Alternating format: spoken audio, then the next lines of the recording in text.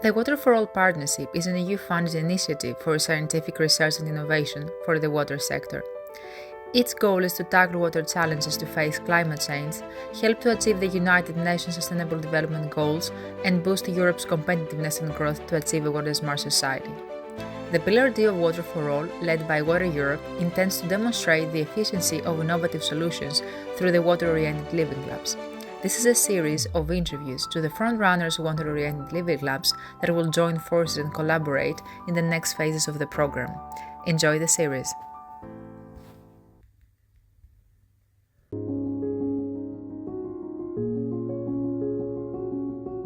What innovative practices, technologies, and methodologies are used in the Val d'Orcia Water-Oriented Living Lab? The Val d'Orcia is the first living lab in central Italy in which, with Prima-funded AG-WaMED project, different analyses are carried out to understand the complex dynamics related to small agricultural reservoirs.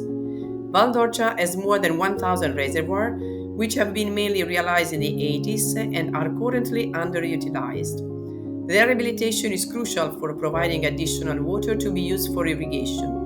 Nevertheless, economic, technical, and legal barriers limit their use. We are applying a modeling approach using as input feedback coming from relevant stakeholders. Dedicated meetings represent the place for ideas exchange, where model results are presented and discussed together with the identification of problems and suggestion of potential solutions. The most innovative step we are taking is to co-produce an integrated watershed management plan, which includes the use of non-conventional water as additional water resources. In the Living Lab, the non-conventional water used is rainwater harvesting, in the form of small agricultural reservoirs. What are the societal, economic, and environmental impacts and benefits on the local territory and community of the Val d'Orcia Water-Oriented Living Lab? The Val d'Orcia Living Lab aims to address the challenges related to the construction and restoration of small agricultural reservoirs, from technical to economic and legislative aspects. Stakeholders are concerned about the increasing droughts, which threaten the agricultural production, mainly vineyard and olive groves.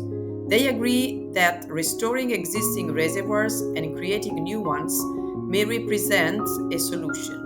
However, a number of regulation and economic barriers exist that hinder the implementation and management of reservoirs.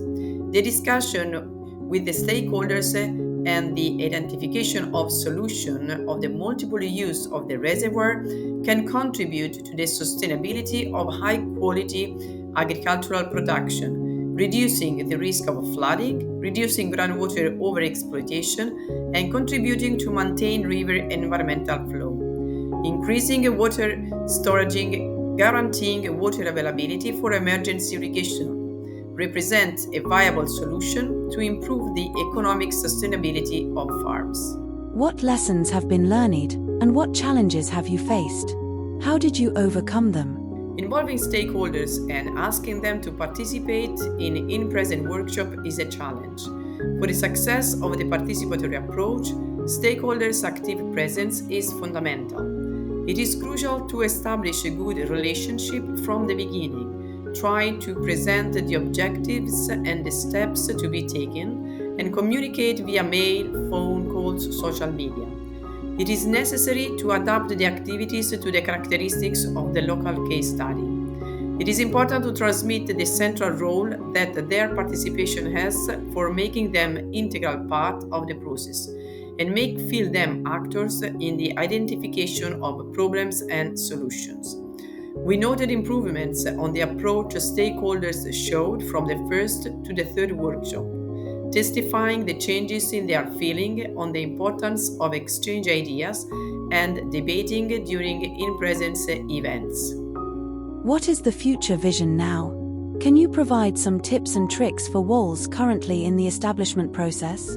With the co-creation of the Integrated Watershed Management Plan, we aim to include the use of non-conventional water as additional water resources, currently not enough considered in water allocation analysis in the Orcia Basin. The final version of the plan will be presented to a wider audience in the field of water management As an example of strategy contributing to an increase of water resources availability for emergency irrigation for climate change adaptation. For the Living Lab establishment, the creation of the stakeholders network during the duration of the project and the rising of the awareness of belonging to it represent key factors for the Living Lab success. Researchers should have an active part within the Living Lab, working together with stakeholders and be present in the study area.